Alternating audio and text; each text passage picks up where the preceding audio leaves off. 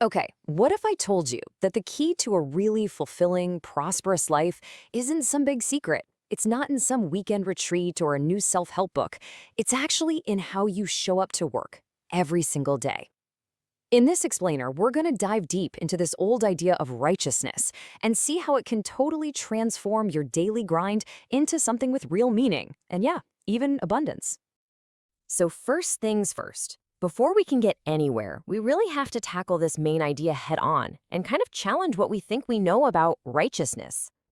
Seriously, think about it for a second. When you hear that word righteousness, what's the first thing that comes to mind? For a lot of us, right? It's probably images of super religious people or, these big public displays of faith. But what if the real meaning is way more personal? Something that's actually woven into the day-to-day fabric of our lives. And this right here, this is a huge shift in thinking. So many of us are taught to see righteousness as something we do on the weekends, right? It's separate from our job. But maybe that's just not right. What if the real foundation of a righteous life isn't about those big gestures, but it's actually built on all the small, consistent, honest things we do at our jobs, day in and day out? Now, to really see this idea in action, let's look at an ancient story that is just as relevant now as it was thousands of years ago. The story of Job. It's not just about faith and suffering. It's basically a masterclass in professional ethics and shows this incredible link between integrity and true success.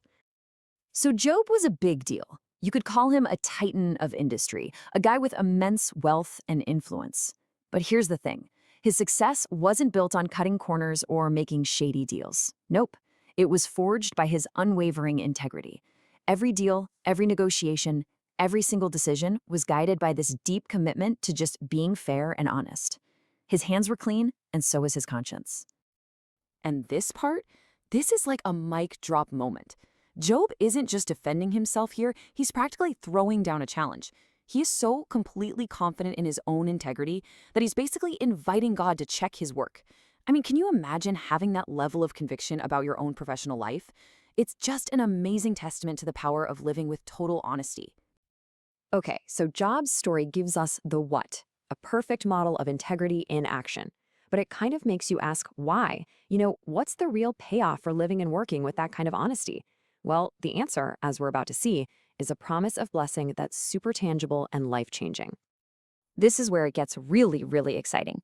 See, the promise isn't this passive maybe or a someday. It's an active, dynamic force.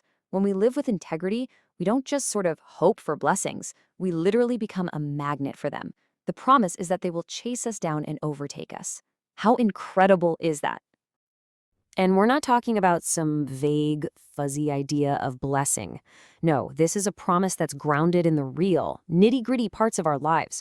Whether you're in a boardroom or out in a field, from our biggest dreams down to our most basic needs, this principle of provision is meant to be a complete, all-encompassing guarantee.